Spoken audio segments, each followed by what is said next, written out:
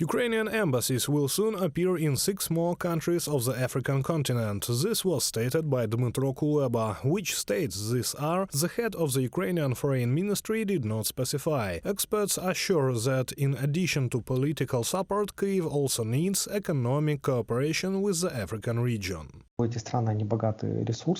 These are countries, they are rich in resources. These are countries with a large enough potential. Yes, countries are problematic to a certain extent. Ethnic, religious conflicts, hotbeds of military mafia groups, rebel armies and everything else. But at the same time, there are a number of opportunities for cooperation, for common projects in the field of both mining and the supply of the same agricultural products. Against the background of political isolation, the Kremlin is trying to increase its influence on the African continent. Moscow provides some countries with non-state military assistance. It sends Wagner PMC mercenaries there to participate in armed conflicts. Kyiv is striving to counter the destructive influence of Moscow with constructive cooperation.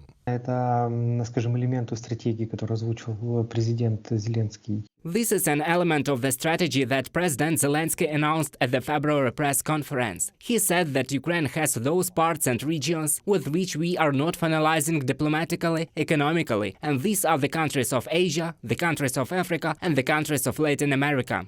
The other day, for the first time in the history of relations between Ukraine and the Union of the Comoros, a state in East Africa, a telephone conversation took place between Presidents Volodymyr Zelenskyy and Azali Assoumani. The president of the Comoros will represent the African Union at the G7 summit. Kyiv continues to strengthen diplomatic ties with European countries. Just this week, Volodymyr Zelenskyy met with the head of the Portuguese parliament, Augusto Santos Silva, the Prime Minister of the Netherlands, Mark Rutte, and the Prime Minister of Belgium, Alexander De Croo.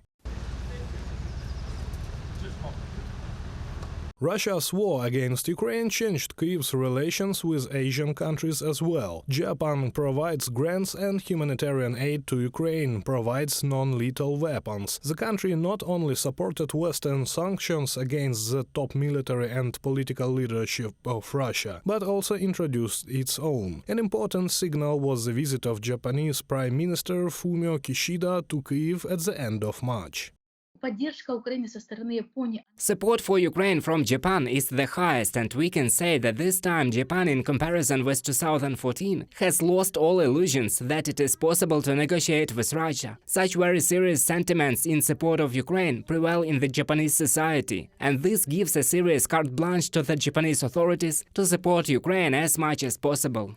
China's position has also changed. After a visit to Moscow, Xi Jinping held the first telephone conversation with Volodymyr Zelenskyy since the start of Russia's full-scale war against Ukraine. However, as experts warn, Beijing is unlikely to choose a pro-Ukrainian or pro-Russian vector. Rather, it will pursue its own goals. Recently, we have seen a great desire of China to become a kind of peacemaker in relations between Russia and Ukraine, and it announced its plan. And there was also a conversation between President Zelenskyy and Xi Jinping for the first time in a very long period. And the main thing here is that the red lines of Ukraine on how we see the end of the war and the understanding of China, they agreed. It's just that there is a lot of mistrust towards China, given the proximity to Russia. Despite the fact that Beijing has not yet officially condemned Russia's full-scale invasion of Ukraine, it does not provide military support to the Kremlin. In addition, experts agree that a federation weakened by war is more beneficial to China. Reported by Serhiy Kulyas, Larissa Zubenko, UATV News.